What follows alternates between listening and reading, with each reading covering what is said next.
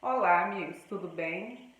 Nós já sabemos que o estudo da história nos permite compreender e refletir sobre muitas situações que vivemos. Hoje, nós vamos falar de um momento especial com dois personagens famosos da nossa história: os partidos conservador e liberal. Na minha modesta opinião, os maiores partidos da história brasileira até então. Muito bem, durante o século XIX, o Brasil viveu intensas mudanças.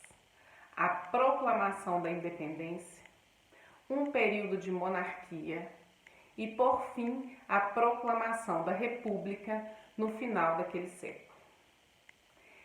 Esse período de monarquia a gente divide em 3 etapas. O primeiro reinado, tempo de Dom Pedro I, o segundo reinado, tempo de Dom Pedro II, e o intervalo entre esses dois períodos é a regência, ou período regencial, que existiu porque Dom Pedro I renunciou, abdicou ao trono e o herdeiro não tinha idade para assumir aquele cargo. Nesse intervalo da história monárquica, que foi uma experiência de república dentro da monarquia, vários acontecimentos marcantes se destacaram. E entre eles, uma intensa disputa política na oportunidade, mesmo que temporária, de administrar o Brasil. Dessas disputas políticas nasceram alguns grupos e desses grupos formaram-se os partidos conservador e liberal. É preciso saber que a participação política naquela época era restrita às pessoas com uma renda pré-estabelecida. A elite econômica é que estava diretamente ligada às decisões, aos grupos, à participação política de uma forma geral. Essa elite se encaixou nesses dois partidos.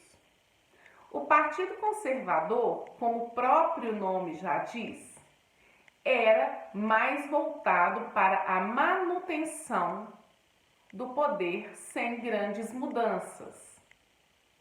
O Partido Liberal, de certa forma, aceitava algumas ideias um pouco mais modernas, mas nada tão avançado como o fim da escravidão, por exemplo. De fato, o discurso de ambos os partidos era diferente. Propostas mais liberais, propostas mais conservadoras. No entanto, se tornou comum dizer no segundo reinado que nada mais conservador do que um liberal no poder.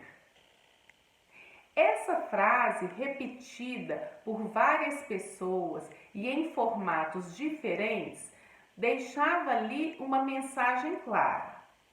Aqueles partidos que disputavam o poder nos cargos de presidente de província, de senador, de deputado, tinham discursos diferentes. No entanto, ao chegarem no poder, mudavam de atitude. Da mesma forma que, ao sair do poder e voltar para a condição de oposição, também mudava a atitude. Então, essa reflexão é algo que serve para nós não só no campo da política. Muitas vezes fazemos discursos, mas na oportunidade de colocá-los em prática, nos embaralhamos e os nossos discursos se perdem no tempo. Quando estamos fora Temos ideias? Quando estamos envolvidos diretamente no processo, só identificamos obstáculos, dificuldades. Então, a sabedoria repetida durante o segundo reinado serve de alerta para nós. Nada mais conservador do que um liberal no poder. É uma forma de dizer que os nossos discursos podem ser diferentes, mas na prática as diferenças são bem menores do que deveriam ou poderiam ser. Que esses ensinamentos do segundo reinado, os tempos de Dom Pedro II, sirvam para conhecermos um pouco da história e nosso comportamento diante das condições e das oportunidades de poder. É um desafio fazer o que a gente fala, em quaisquer circunstâncias da nossa vida. Um beijo para vocês.